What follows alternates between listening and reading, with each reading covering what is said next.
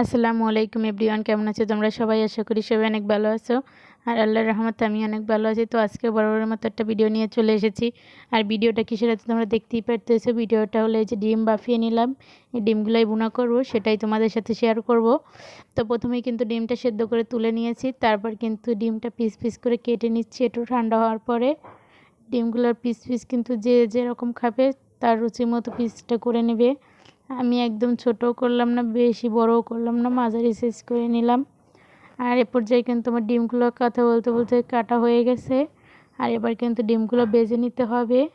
এই যে দেখুন, কিন্তু খুব সুন্দর করে ডিমগুলো পিস পিস করে কেটে নিয়েছি। তারপর চুলায় একটা কড়াই বসিয়ে দিয়েছি, কড়াইয়ের ভিতর দিয়ে দিয়েছি তেল গরম। আর তেলটা গরম হওয়ার পর এবার কিন্তু দিয়ে দিব আমার সেই ডিমগুলো, দিয়ে দিয়েছি ডিমগুলো। আর এবার কিন্তু দিয়ে দেবো একটু স্বাদ মতো লবণ, আর দেবো হলুদ। আমি কিন্তু সেদ্ধ দেওয়ার সময় ডিমে লবণ দিয়েছি, তাই হালকা পরিমাণ লবণ দিয়েছি, আর হলুদ দিয়েছি একটু কালারের জন্য। তারপর নাড়িয়ে চাড়িয়ে কিন্তু ডিমগুলো খুব ভালোভাবে তুলে নিতে হবে। আর ডিমটা কিন্তু ভাজার পর একটু একটু ফুলে উঠেছে, দেখতেই পারতেছো। এবার কিন্তু ফুলে মনে হয় গোল গোল হয়ে গেছে। যাই হোক, তারপরে কিন্তু ডিমগুলো তুলে নেব লাল লাল করে ভেজে।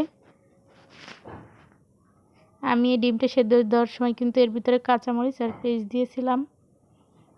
তো যাই হোক, এ পর্যায়ে কিন্তু ভাজা হয়ে গেছে, তুলে নিয়েছি। আর সেই গরম তেলের ভিতর দিয়ে দেবো পেঁয়াজ বাটা, রসুন বাটা দিয়ে দিয়েছি। পেঁয়াজ বাটা খুব ভালোভাবে ভেজে নিতে হবে। আর এই যে দেখো, সেইগুলো কিন্তু তুলে নিয়েছি ডিমগুলো ভাজার পরে।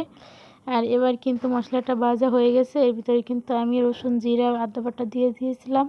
তারপর ভাজার পর দিয়ে দিয়েছি পরিমাণ মতো পানি, তারপর দিয়ে দিয়েছি এখানে স্বাদ মতো লবণ, হলুদের গুঁড়া আর মরিচের গুঁড়া।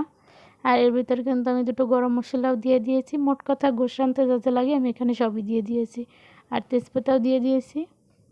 এবার কিন্তু খুব ভালোভাবে নাড়িয়ে চাড়িয়ে মশলাটা ভুনে নিতে হবে। আর মশলাটা কিন্তু কষা কষা করে বোনার পর আমি এখানে ডিমগুলো দিয়ে দিয়েছি। আর ডিমগুলো খুব ভালোভাবে নাড়িয়ে চাড়িয়ে ভুনে নিলাম। অবশেষে দিয়ে দিলাম অল্প পরিমাণ ঝোল। ঝোলটা একদম বেশি দেওয়া যাবে না, একদম কমও দেওয়া যাবে না, ডিমটা আমি মাখা জোখা রান্না করব, তাই কিন্তু আমি মোটামুটি এখানে ঝোল দিয়ে দিয়েছি। আর এবারে কিন্তু ওয়েট করবো ডিমটা হওয়ার জন্য।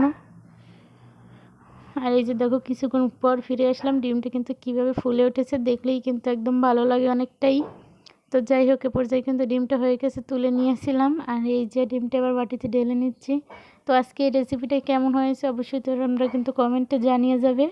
আর কেউ যদি এভাবে তৈরি করে খাওয়ার পর কিন্তু অবশ্যই আমাকে কমেন্টে বলে যাবে যে কেমন হয়েছে আমার এই ডিম রান্নাটা। তো এই যে ফাইনালি আমার ডিমের লুকটা তো দেখিয়ে দিলাম। আজকের ভিডিওটা কিন্তু এ পর্যন্তই। সবাই ভালো থাকো, আল্লাহ হাফেজ।